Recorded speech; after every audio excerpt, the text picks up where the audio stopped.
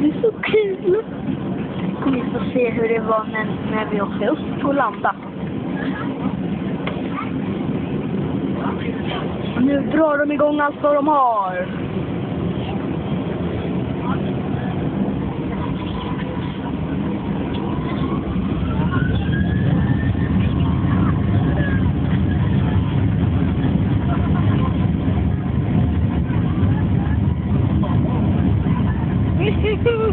Vilket drag!